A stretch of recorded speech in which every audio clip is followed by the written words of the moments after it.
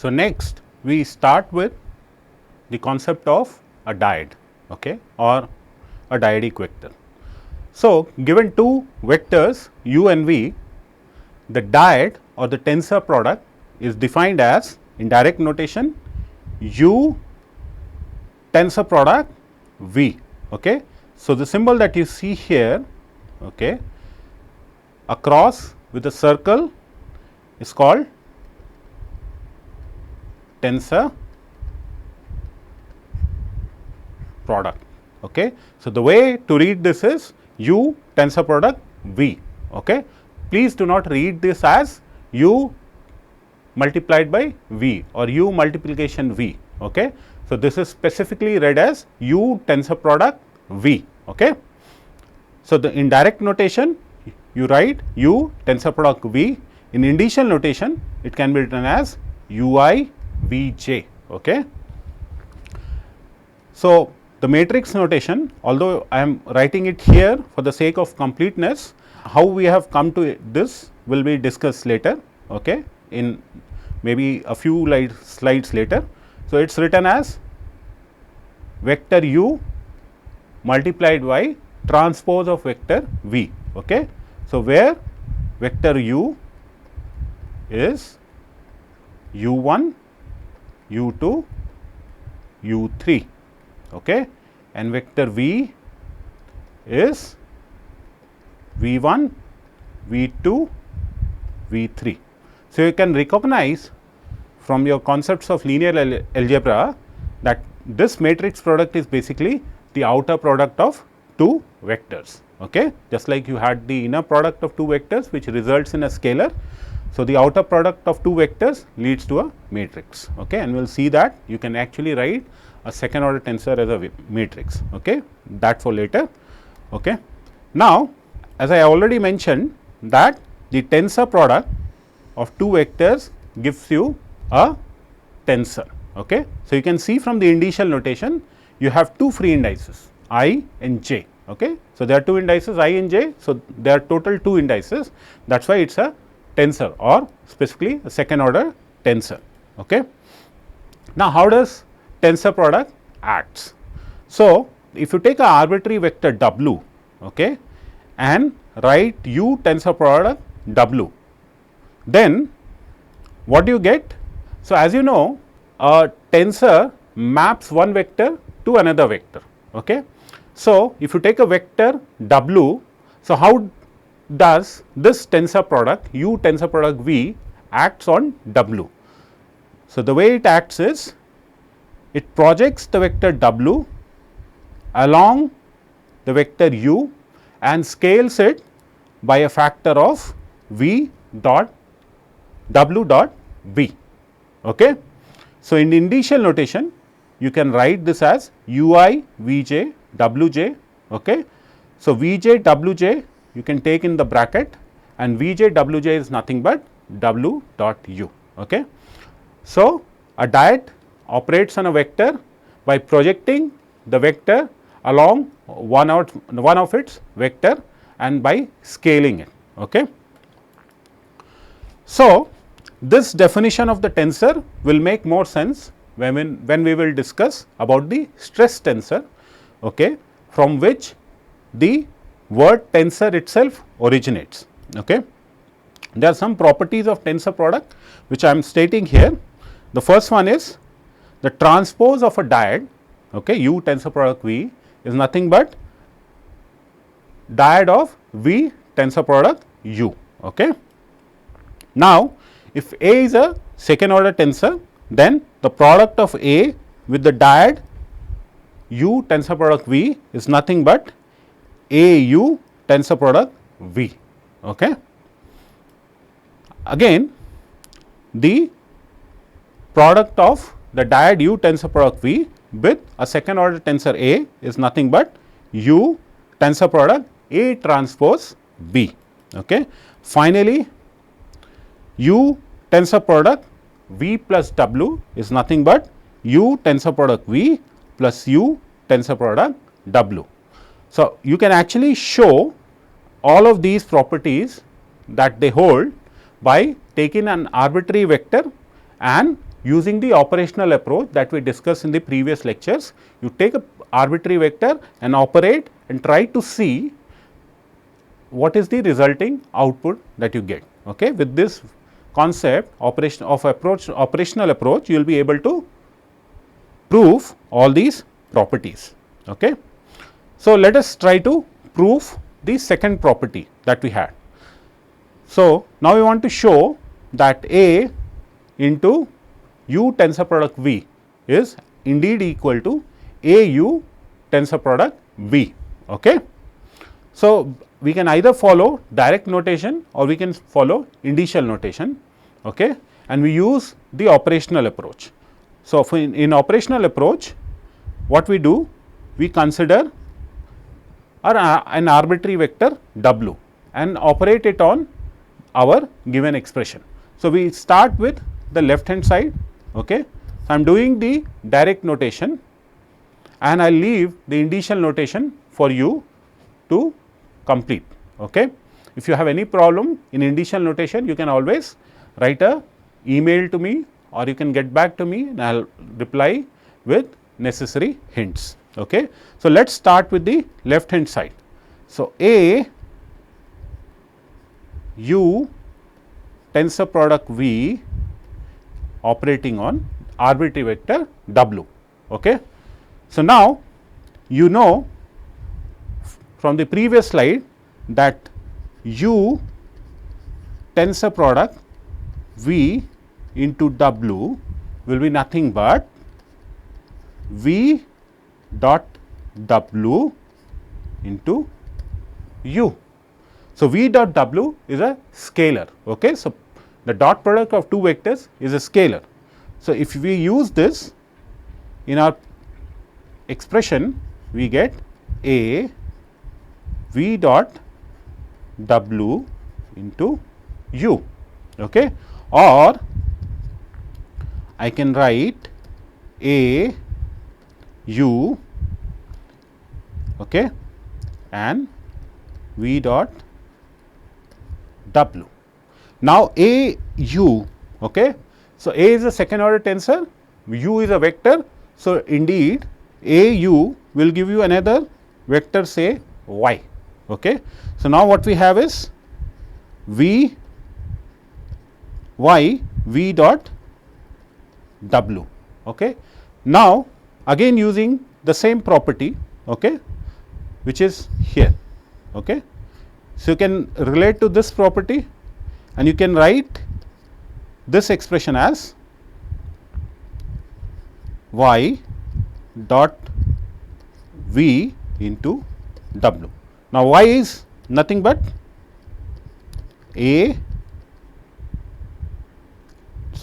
this is tensor product A U tensor product V into W.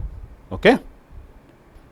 So, since W is an arbitrary vector, we can say on the left hand side you had A U tensor product V into W.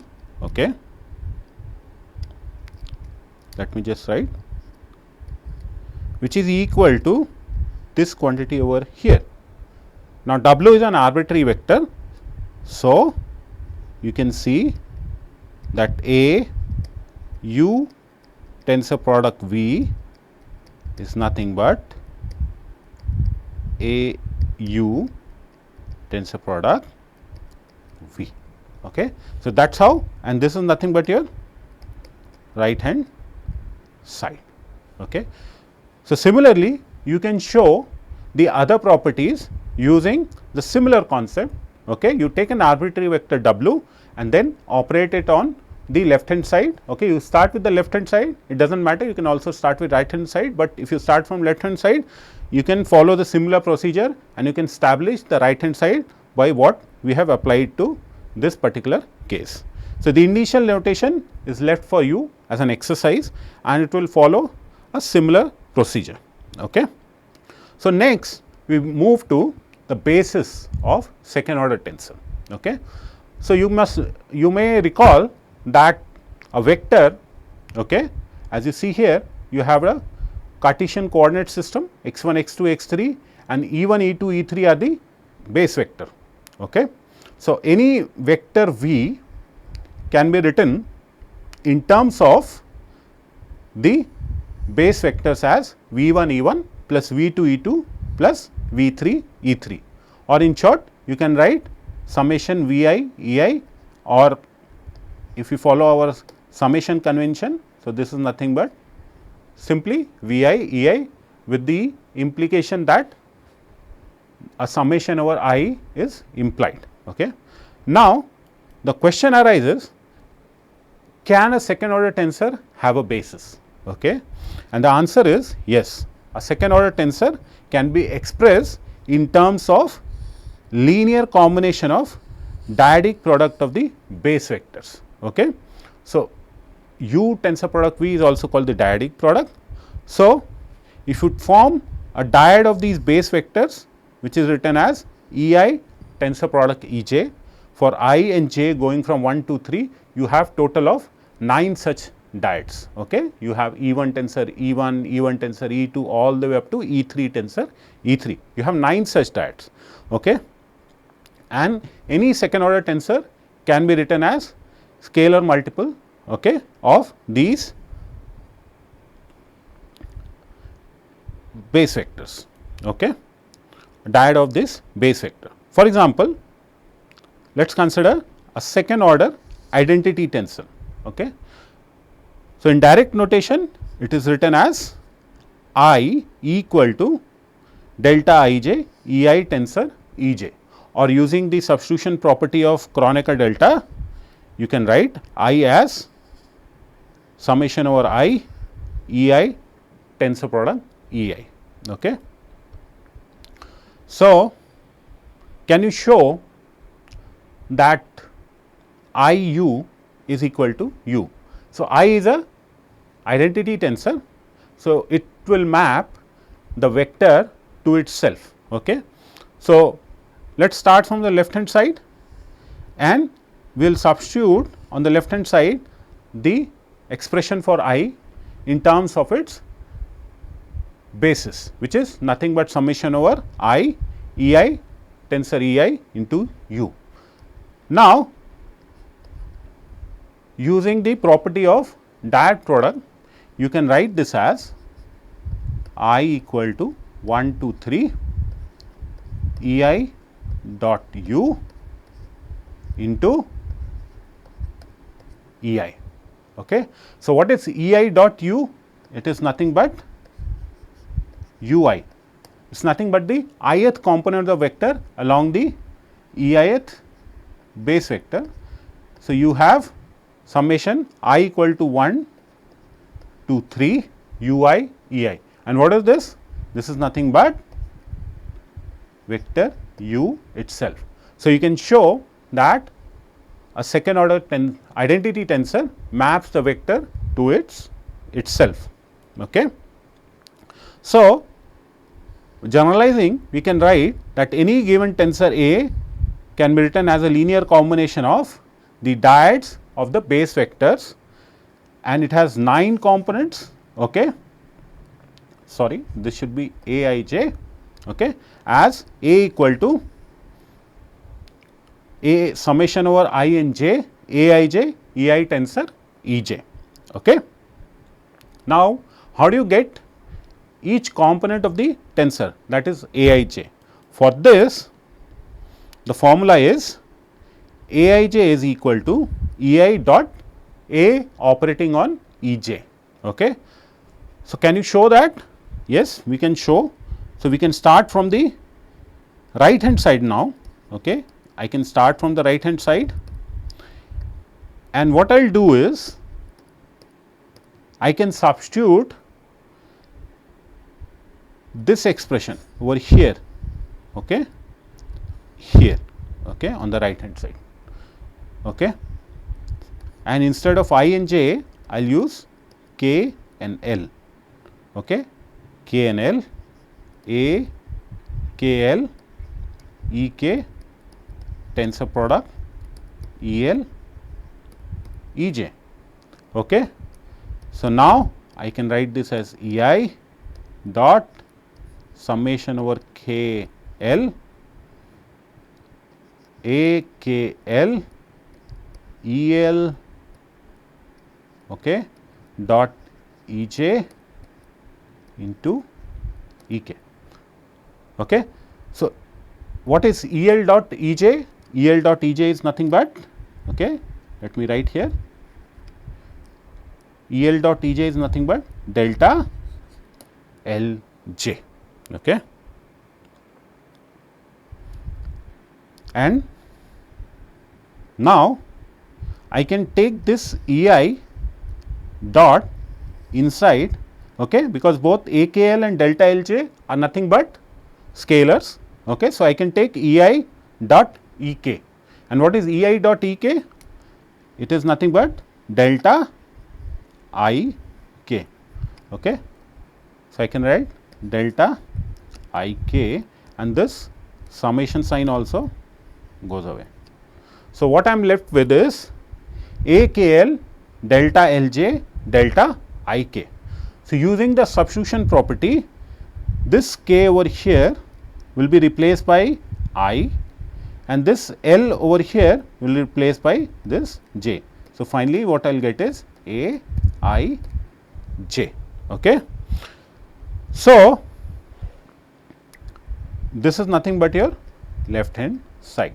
Okay. So, to get the ijth component of a second order tensor, what you have to do is you have to take the operation which is EI dot A operated on EJ. Okay.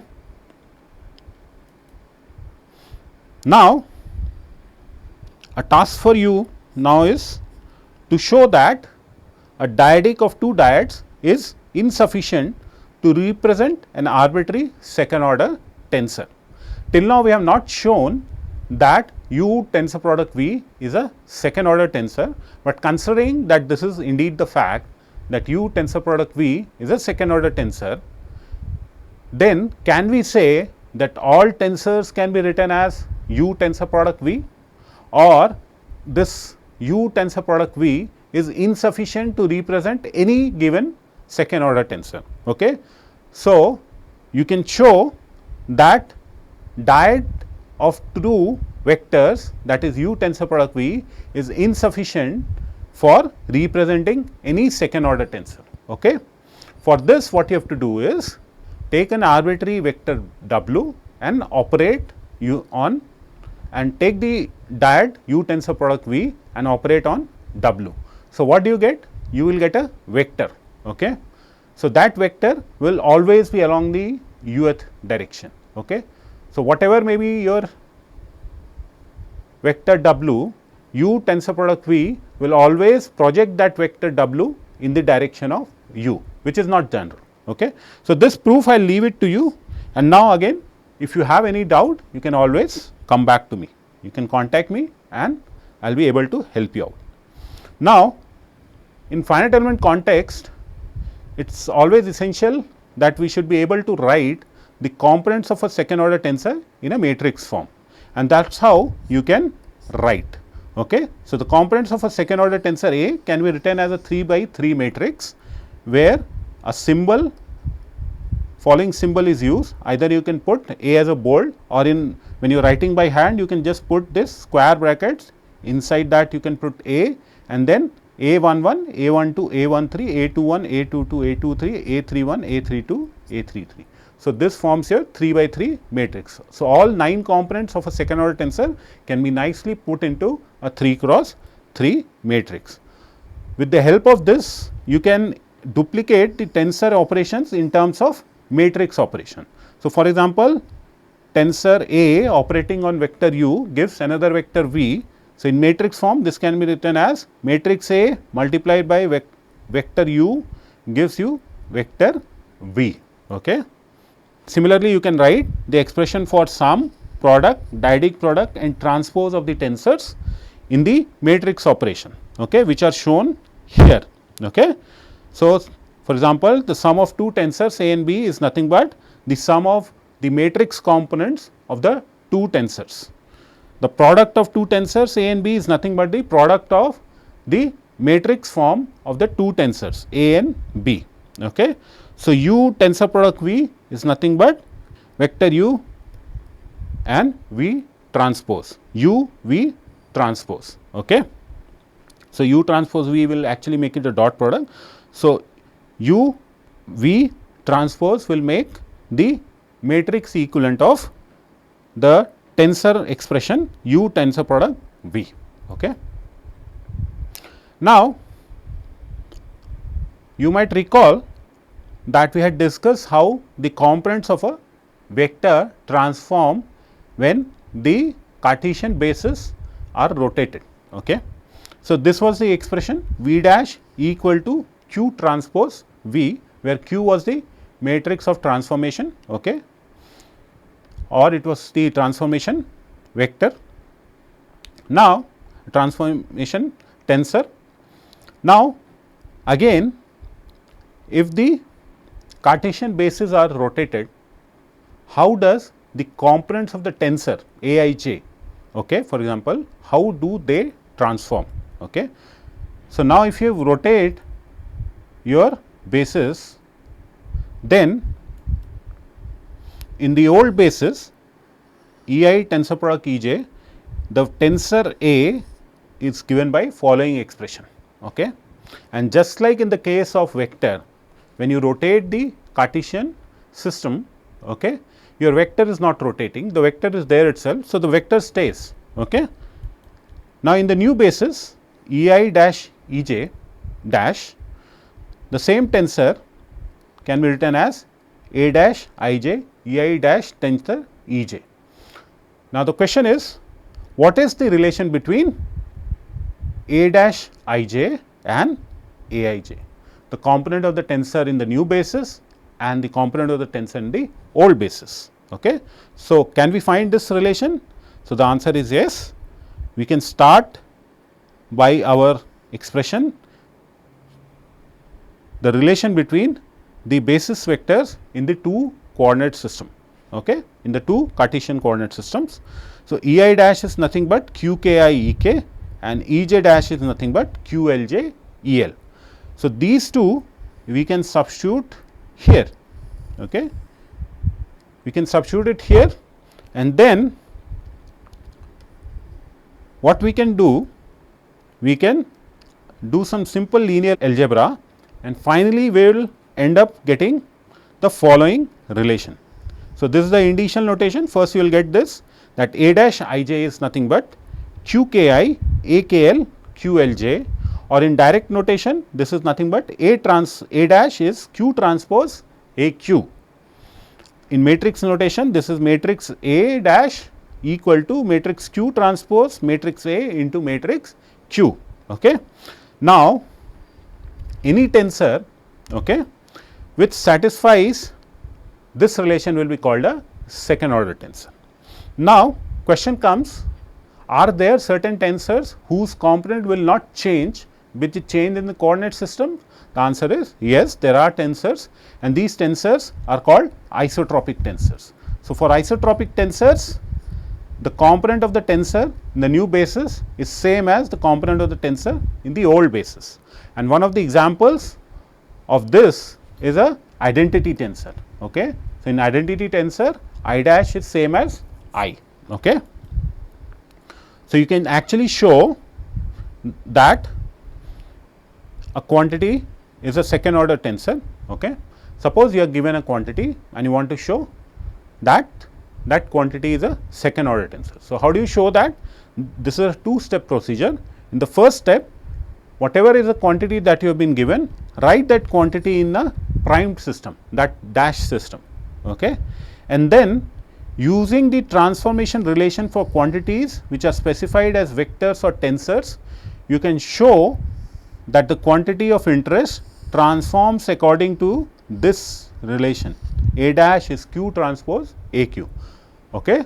So, whatever quantity that you have been given, write that quantity first in the primed system, and then already you would have been given that certain quantities are vectors, tensors. So, which means those quantities will be satisfying certain transformation relation. Use those transformation relation in the expression written in step 1, and then you can show that if that quantity transforms according to this particular relation over here, then that quantity is a second order tensor. So, suppose you are asked to show that dyad U tensor V is a second order tensor. Now, if U tensor V is a second order tensor, it should transform according to this relation over here. Okay. So, how do you begin? So, first note that you have been given that U and V are vectors. So, if U and V are vectors, then in the first step what we do, we write A in the primed system, which is A dash is U dash V dash, that is the first step. Okay. So, A dash is U dash tensor product V dash. In the second step, we use the fact that U and V are vectors. So, U dash is Q transpose U and V dash is Q transpose V. Okay. And now, this two relations you can substitute in your expression in the first step and you can solve. Okay. So, this solution I will leave it to you to work it out, and finally, you can show that A dash equal to U dash tensor product V dash is nothing but Q transpose U tensor product V Q or Q transpose A Q. Hence, because the dyad transform, components of the dyad transform according to this relation, therefore, dyad is a second order tensor. So, remember, if something has to be a second order tensor, the components of that quantity have to transform according to this relation. A dash is Q transpose A Q. Okay. Now, coming to the next topic, which is vectors and tensor invariants. Now, as you rotate the coordinate system, what would happen? The components of the tensors or the vectors will change. Okay. Now, you might recall that tensors represent physical quantities. So, the coordinate system is something that you have chosen and the tensors represent something which is physical quantity. Now, what you have chosen can be different for somebody else. Somebody else can use some other coordinate system, but the physics of the problem should not change with the coordinate system. Okay. So, what happened?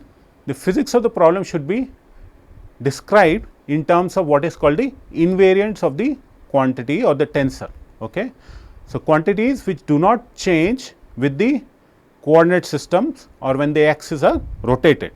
Okay. So, in general, you note that the components of vectors and tensors will change as the axes are rotated.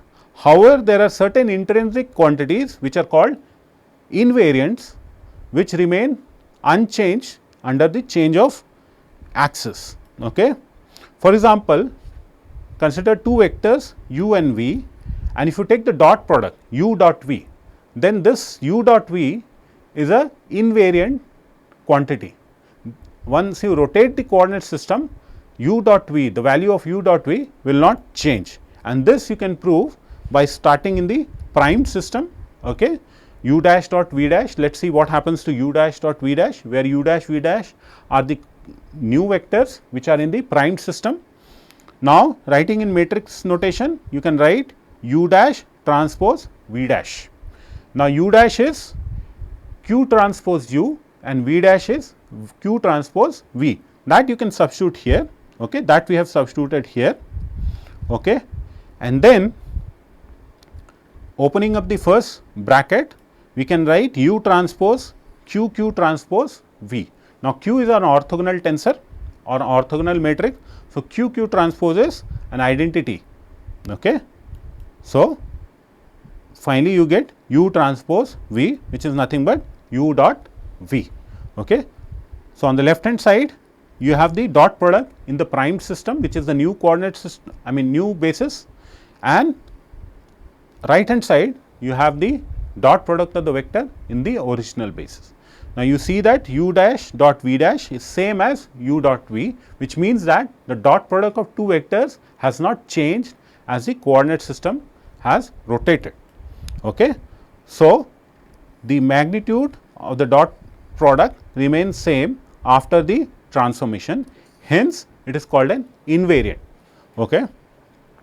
So, if you put u equal to v, okay, or v equal to u, you can define what is called the magnitude or modulus of a vector, which is given by following expression. Norm of u is root over u dot u, okay, and you can also show that this is also invariant quantity.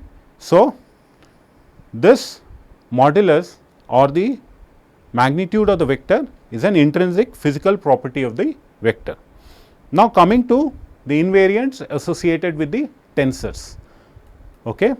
So, there are three invariants associated with the tensor.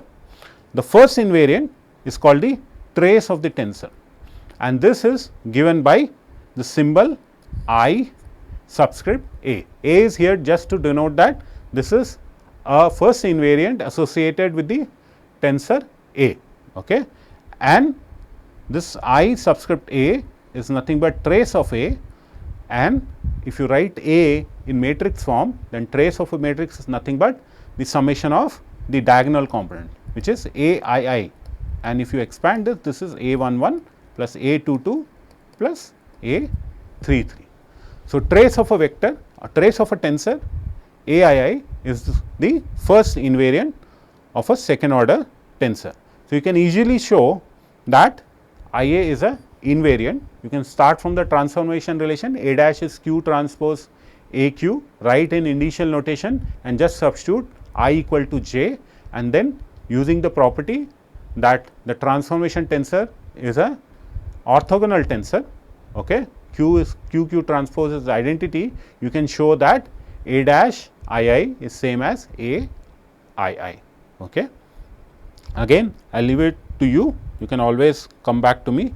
So, there are some properties of trace. The first is trace of a dyad U tensor product V is nothing but U dot V.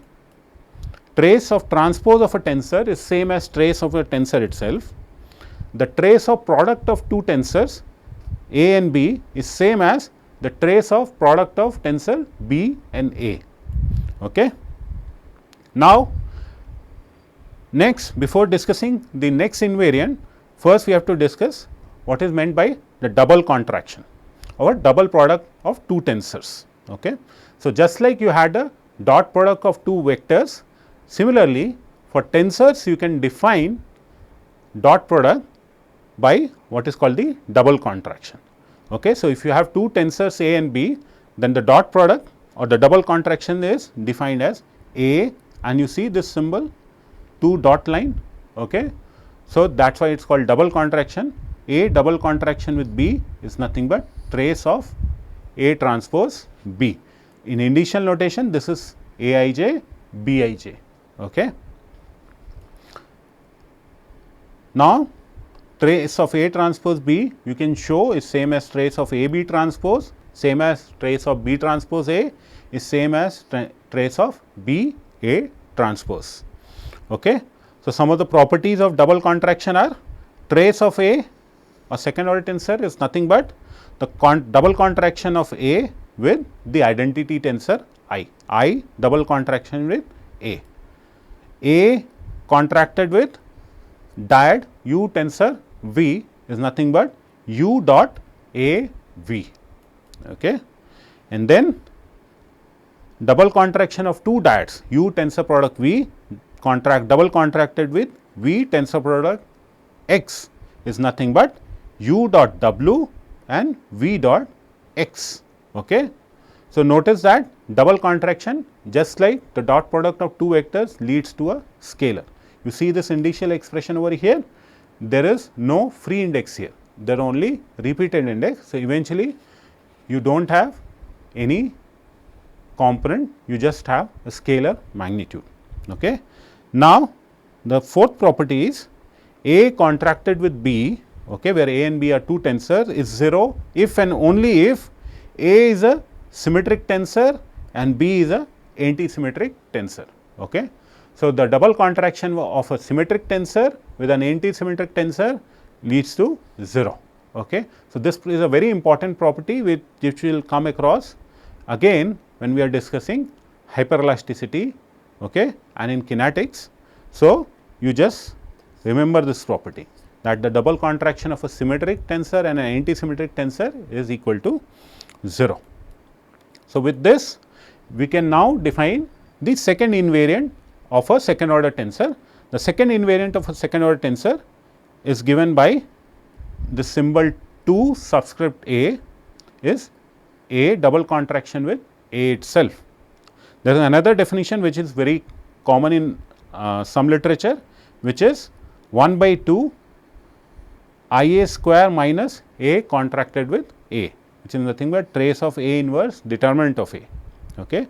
And these are the initial representation of the second invariant of the second order tensor. Okay. So, these are two definitions which are commonly used. Okay. Depending on which resource you are using, you might find one of the other definition. Okay. So, you have to be very careful when you are reading a text and something like a second invariant of a tensor is used. So, you have to go back and see what definition of second invariant of a tensor they are using, either they are using first one or the second one. Okay. Now, coming to the third invariant. The third invariant associated with a second order tensor is nothing but the determinant of a second order tensor. Okay. It is denoted by symbol 3 subscript A equal to determinant of A, which is nothing but determinant of the matrix 3 by 3 matrix of the components of the second order tensor. Okay. So, you can easily show that this determinant is also an invariant. Okay. To show that, you have to start with, first you have to write the determinant in the primed basis. Okay. That is the first step. So, you have to start with determinant of A dash, and A dash is nothing but Q transpose A Q. If you take determinant of both the sides, determinant of A dash will be equal to determinant of Q transpose A Q. Okay. Now, determinant of Q transpose A Q will be determinant of Q transpose into determinant of A into determinant of Q. Okay. Now, determinant of Q is nothing but 1, it is a proper orthogonal tensor.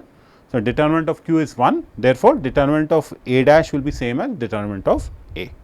Okay. So, these are three invariants associated with the second order tensor, which you need to remember. Okay.